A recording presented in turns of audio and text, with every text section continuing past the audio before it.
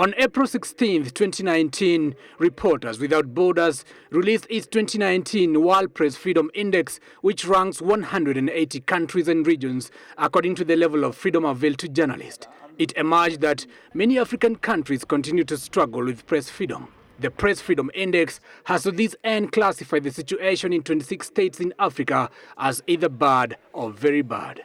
If you look at what's happening in Tanzania, especially in Tanzania, there is no freedom. As we speak, there's a journalist who disappeared almost a year ago, and nobody's talking about his whereabouts.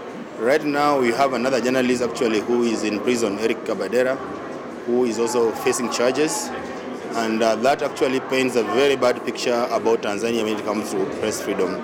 Luckily, in Kenya, we do not have any journalist who is in prison or who has been charged. According to a report by the Committee to Protect Journalists, 54 journalists were killed around the world in 2018, including Ahmed Hussein Suale Divela, a Ghanaian investigative reporter who became the first African journalist to lose his life in 2019. He was gunned down by two men on a motorcycle in the Ghanaian capital, Accra. Divela was part of a team of journalists, including the well-known undercover reporter, Anas Aremeya Anas.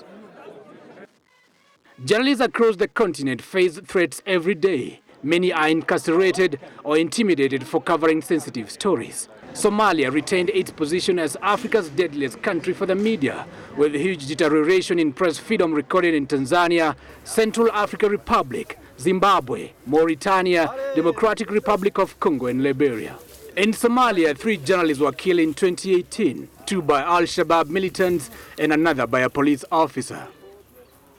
Freedom of the press is really important here in East Africa, and we think we can support our partner organisations by providing them really compelling content around the news that helps audiences understand their world. And of course we call on all governments in East Africa, across East Africa, to respect the freedom of the press.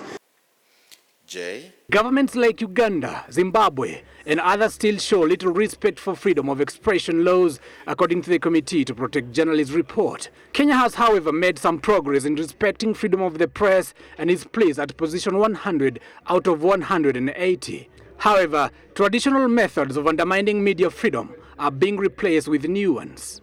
Press freedom is absolute. Journalists must be allowed to do their work without interference.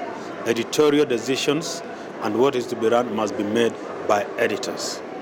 What we urge, therefore, is for journalists to be professional in their work and make sure that they work for the good of the country and the good of the common good. But otherwise, nobody should be allowed to interfere with editorial or journalistic decisions in any independent and professional media. Among the biggest threats that have emerged over the past decade with regards to media freedom are cutting on advertising to serve independent media outlets of revenue, as well as significant attempts to legislate the online media environment. Kenya and Uganda are no exception.